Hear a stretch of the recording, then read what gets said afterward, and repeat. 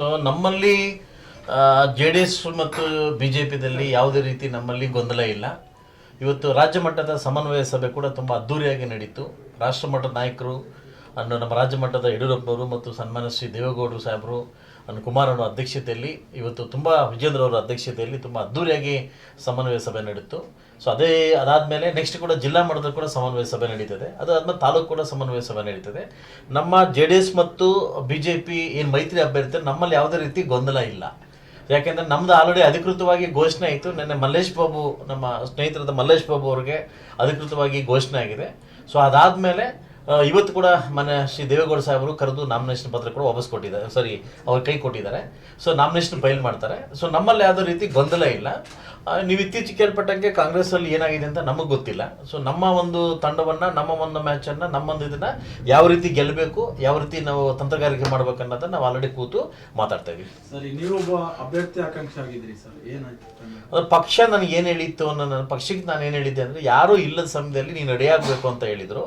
ಅವಾಗ ಮಾಧ್ಯಮದವ್ರು ಕೂಡ ಇದೇ ಕೋಲಾರದಲ್ಲಿ ಕೆ ಡಿ ಪಿ ಮೀಟಿಂಗಲ್ಲಿ ಕೂಡ ಮಾಧ್ಯಮದವ್ರು ನಾನು ಕೇಳಿದ್ರು, ಏನು ಸರ್ ನಿಮ್ಮಲ್ಲಿ ಅಭ್ಯರ್ಥಿನೇ ಇಲ್ಲ ಹೆಂಗೆ ಅಂತ ಕೇಳಿ, ಯಾಕೆ ಹೇಳ್ತಿದ್ದೀರಿ, ಯಾಕೆ ಅಭ್ಯರ್ಥಿ ಇಲ್ಲ ಅಂತ. ನಾನು ಅಂಥ ಪರಿಸ್ಥಿತಿ ಬಂದು ನಾನು ಇದ್ದೀನಿ ಅಂತ ಹೇಳಿದ್ದೆ. ಪಕ್ಷದ ಹಿತಕ್ಕೋಸ್ಕರ, ಪಕ್ಷದ ದೃಷ್ಟಿಯಿಂದ ನಾನು ಇದ್ದೀನಿ ಅಂತ ಹೇಳಿದ್ದು, ಆಯ್ತಲ್ವಾ. ನಾನು ಆ್ಯಕ್ಚುಲಿ ಅಭ್ಯರ್ಥಿ ಬೇಕು ಅಂತ ಯಾವತ್ತೂ ಹೇಳಿರಲಿಲ್ಲ. ಯಾರೂ ಇಲ್ಲದ ಪಕ್ಷದಲ್ಲಿ ನಾನು ರೆಡಿ ಇದ್ದೀನಿ ಅಂತ ಹೇಳಿದ್ದು. ಈಗ ಒಳ್ಳೆ ಸ್ನೇಹಿತರು ಬಂದಿದ್ದಾಗ, ಈಗ ಮಲ್ಲೇಶ್ ಬಾಬು 2 ಸಲ ಸೋತಿರ್ತಕ್ಕಂಥ ವ್ಯಕ್ತಿ, ಸಿಂಪತಿ ಇರ್ತಕ್ಕಂಥ ವ್ಯಕ್ತಿ. ಸೊ ನಾವೆಲ್ಲ ಸೇರಿ ಅವ್ರಿಗೆ ಪ್ರಪೋಸಲ್ ಮಾಡಿದ್ವಿ. ಸೊ ಅದಾದಮೇಲೆ ಅವರಿಲ್ಲ ಅಂದ್ರೆ ನಿಸರ್ಗ ನಾಣ್ಸಮ್ ಕೂಡ ರೆಡಿ ಇದ್ದರು. ನಮ್ಮಲ್ಲಿ 2-3 ಕ್ಯಾಂಡಿಡೇಟ್ ರೆಡಿ ಇದ್ರು, ಬಲವಾಗಿರ್ತಕ್ಕಂಥ 2-3 ಕ್ಯಾಂಡಿಡೇಟ್ ರೆಡಿ ಇದ್ರು. ನಾವು ಬೇರೆಯವ್ರ ಥರ ಹೈಡ್ರಾಮಾ ಥರ ಮಾಡಿ ಯಾವ ಕ್ಯಾಂಡಿಡೇಟ್ ಇಲ್ಲ. ನಮ್ಮ ಹತ್ರ ಎಲ್ಲ ಥರ ವ್ಯಕ್ತಿ ರೆಡಿ ಇದ್ರು, ಎಲ್ಲ ಜಾತಿ ಇದ್ರಲ್ಲೂ ರೆಡಿ ಇದ್ರು.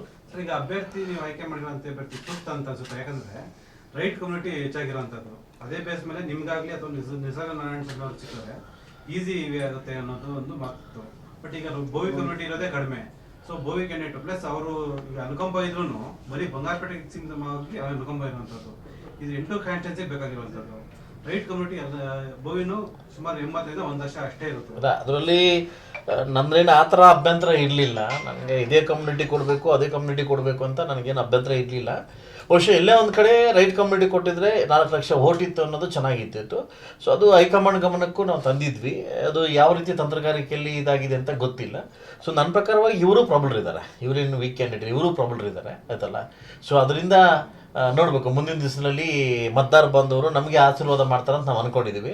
ಸೊ ಮುಂದಿನ ದಿವಸ ಮೋದಿ ವೇ ಇರ್ಬೋದು, ನಮ್ಮ ಮೋದಿ ಏನು ಅಭಿವೃದ್ಧಿ ಕೆಲಸ ಇರ್ಬೋದು, ರಾಜ್ಯ ಮಟ್ಟದಲ್ಲಿ ಕುಮಾರಣ್ಣ ಅವರ ಅಭಿವೃದ್ಧಿ ಕೆಲಸ ಇರ್ಬೋದು, ಇವೆಲ್ಲ ನೋಡಿ 8 ಕ್ಷೇತ್ರದಲ್ಲಿ ನಮ್ಮ ಒಂದು ಅಭ್ಯರ್ಥಿ ಕೈ ಹಿಡಿತಾರಂತ ಒಂದು ಬಲವಾದ ನಂಬಿಕೆ ನಮಗಿದೆ, ಆಯ್ತಲ್ವಾ. ಸೊ ಖಂಡಿತವಾಗ್ಲೂ ನೀವು ಹೇಳಿ ಸತ್ಯ, ಬಲಗೈ ಪಂಗಡಕ್ಕೆ ಕೊಡಬೇಕಾಗಿದ್ದು ನಿಜ. ಈಗಾಗಲೇ ಹಾಲಿ ಸಂಸದರು ಏನಿದ್ರು ಅವರು ಕೂಡ ಬಲಗೈ ಪಂಗಡ ಆಗಿದ್ರು.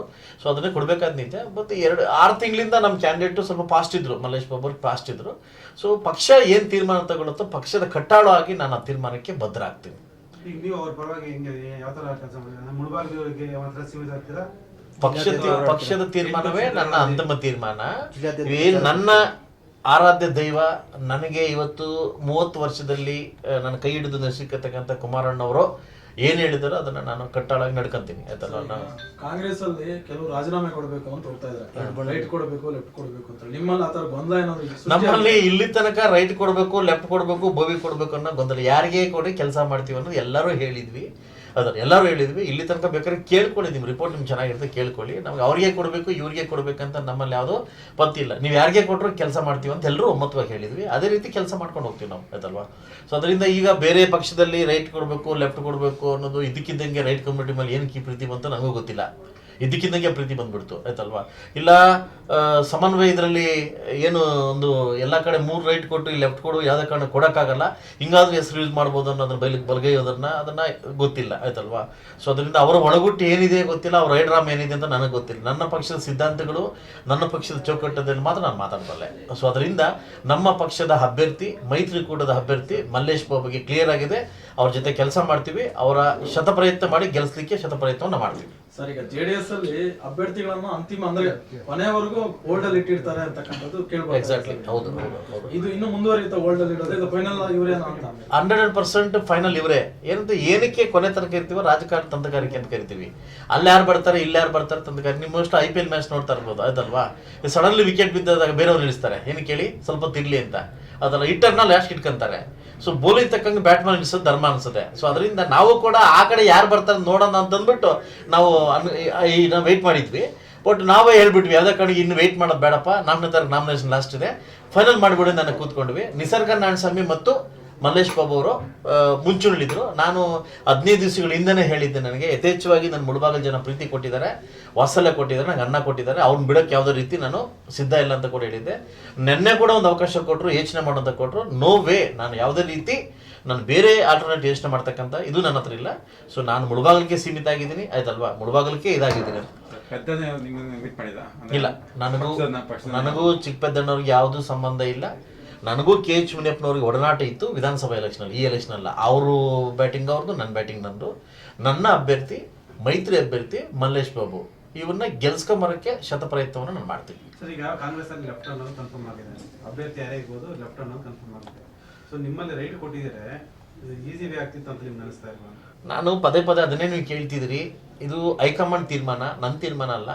ನಾನು ಕೂಡ ನೆನ್ನೆ ಹೇಳಿದೆ, ಇದು ಎಲ್ಲೋ ಒಂದು ಕಡೆ ಇದು ನೋಡಿ ಯೋಚನೆ ಆಗುತ್ತೆ ಅಂತ ಕೂಡ ನೆನ್ನೆ ನೋಡಿದೆ. 4 ಲಕ್ಷ ಜನ ಇದ್ದಾರೆ, ಅವ್ರಿಗೂ ಉತ್ತರ ಕೊಡಬೇಕಾಗುತ್ತೆ ನೋಡಿ ಅಂತ ಕೂಡ ಯೋಚನೆ ಹೇಳಿದೆ. ಈಗಾಗಲೇ ಮಲ್ಲೇಶ್ ಬಾಬುಗೆ ರೆಡಿ ಆಗು ಅಂತ ಹೇಳ್ಬಿಟ್ಟಿದ್ವಿ. ಕೊಟ್ಟಿರ್ತಕ್ಕಂಥ ಹಣ್ಣನ್ನು ಕಿತ್ಕೊಳ್ಳೋದು ಯಾವ ಧರ್ಮ ಇದು? ಸೊ ಅದರಿಂದ ನಾನು ಕೂಡ ಮಲ್ಲೇಶ್ ಬಾಬುಗೆ 3-4 ಡೇಸಿಂದ ರೆಡಿ ಆಗು ಅಂತ ಕೂಡ ಹೇಳಿದ್ದೆ. ನಾನು 20 ದಿವಸಗಳ ಹಿಂದ್ಗಡೆ ಕುಮಾರಸ್ವಾಮಿಯನ್ನು ಮೀಟ್ ಮಾಡಿದಾಗ ನನ್ನ ಮನಸ್ಸಲ್ಲಿರ್ತಕ್ಕಂಥ ಯಾತನೆಯನ್ನು ಫುಲ್ ಹೇಳಿದ್ದೀನಿ. ನನ್ನನ್ನು ದಯವಿಟ್ಟು ಯಾವುದೇ ಕಾರಣಕ್ಕೂ ಲೋಕಸಭಾ ಅಭ್ಯರ್ಥಿನ ಮಾಡೋಕ್ಕೆ ಹೋಗ್ಬಿಡಿ. ನನಗೆ ಈಗಾಗಲೇ 1 ವರ್ಷ ಆಗಿದೆ, 1 ವರ್ಷ ಎಂಜಾಯ್ ಮಾಡ್ತಿದ್ದೀನಿ. 4 ವರ್ಷ ನಾನು ಇನ್ನೂ ಜನಕ್ಕೆ ಮಾತು ಕೊಟ್ಟು ಉಳಿಸ್ಕೊಳ್ಳೋದಿದೆ. ನನ್ನ ಬಿಟ್ಬಿಡಿ, ನಾನು ಇಲ್ಲೇ ನಾನು ಇದು ಮಾಡ್ಕೊಡೋಕೆ ಬಿಟ್ಬಿಡಿ ಅಂತ ಹೇಳಿದ್ದೀನಿ. ಅದರಿಂದ ನನ್ನ ಕಡೆ ಬಟ್ ತೋರಿಸಿ ಇವನೇ ನನಗೆ ಮೋಸ ಮಾಡ್ದ, ಅಂದರೆ ನಾನು ಹೇಳೋದು ಕೂಡ ನಿಲ್ಲಿಲ್ಲ. ಮಂಡ್ಯಕ್ಕೆ ನೀನು ಬಂದರೆ ಹೋದಾಗ ನಾನು ಬರ್ತೀನಿ ಅಂತ ಮಾತು ಕೊಟ್ಟಿದ್ದ. ಇವತ್ತು ತಪ್ಪಿಕೊಂಡ. ಇವತ್ತು ನಾನು ಈ ಪರಿಸ್ಥಿತಿ ಬರಬೇಕಾದ್ರೆ ಇವನೇ ಕಾರಣ ಅಂತ ಕೂಡ ಮನಸ್ಥಿತಿಯಲ್ಲಿ ಹೇಳೋದು. ಅಂದರೆ ಅದನ್ನು ಬೇರೆ ಉದ್ದೇಶದಿಂದ ಅಲ್ಲ, ಪ್ರೀತಿಯಿಂದ ಹೇಳಿದ್ರು. ನಾನು ಹೇಳಿದೆ, ರಾಜ್ಯ ಮಟ್ಟದಲ್ಲಿ ನಾಯಕನಾಗ್ತೀನಿ, ರಾಜ್ಯ ಮಟ್ಟದ ರಾಜಕಾರಣ ಮಾಡ್ತೀನಿ, ಲೋಕಸಭಾ ಎಲೆಕ್ಷನ್ ನನಗೆ ಬೇಡ. ಸೊ ಅದರಿಂದ ದಯವಿಟ್ಟು ನೀನು ನೆಮ್ಮದಿಯಾಗಿರು, ನಾವಿಲ್ಲಿ ಮಾಡ್ತೀವಿ ಅಂತ ಕೂಡ ಹೇಳಿದ್ವಿ. ಸೊ ಅದರಿಂದ ನನಗೆ ಬೇಕೇ ಬೇಕು ಅಂದರೆ ಟಿಕೆಟ್ ಕೊಡ್ತಿದ್ರು. ಬಟ್ ನಾನು ಹೇಳಿದ್ರೆ ಪಕ್ಷ ಯಾರೂ ಇಲ್ಲದ ಪಕ್ಷದಲ್ಲಿ ಮಾತ್ರ ಯೋಚನೆ ಮಾಡ್ತೀನಿ ಅಂತ ಹೇಳಿದೆ. ಎಲ್ರಿಗೂ ಹೇಳಿದ್ದೀನಿ, ನಿಮ್ಮೆಲ್ಲರಿಗೂ ಹೇಳಿದೆ, ಪಕ್ಷ ಯಾರು ಇಲ್ಲದ ಪಕ್ಷದಲ್ಲಿ ಯೋಚನೆ ಮಾಡ್ತೀನಿ ಅಂತ ಹೇಳಿದೆ. ಇರಬೇಕಾದ್ರೆ ಸೂಕ್ತ ಅಭ್ಯರ್ಥಿ ಇರಬೇಕಾದ್ರೆ ನಾನು ಹಾಕ್ಬೇಕು, ಗೊತ್ತಲ್ಲ. ಸೊ ಅದರಿಂದ ತಮ್ಮೆಲ್ಲರ ಆಶೀರ್ವಾದ ಇರಲಿ. ಮತ್ತೊಮ್ಮೆ ಇಲ್ಲಿ ಮೋದಿ ಸರ್ಕಾರ ಬರಬೇಕು, ರಾಷ್ಟ್ರಕ್ಕೆ ಮತ್ತೆ ಮೋದಿ ಬೇಕು, ನಮ್ಮೆಲ್ಲರ ಅಭಿವೃದ್ಧಿಗೋಸ್ಕರ ಮೋದಿ ಸರ್ ಬೇಕು. ಸೊ ನಿಮ್ಮೆಲ್ಲರ ಆಶೀರ್ವಾದ, ಮಾಧ್ಯಮದ ಆಶೀರ್ವಾದ ಕೂಡ ನಮ್ಗೆ ಇರಲಿ ಅಂತ ಕೇಳ್ತಾ ನಮ್ಮ ಅಭ್ಯರ್ಥಿನ ಗೆಲ್ಲಿಸಲಿಕ್ಕೆ ಶತಪ್ರಯತ್ನ ಮಾಡೋಣ.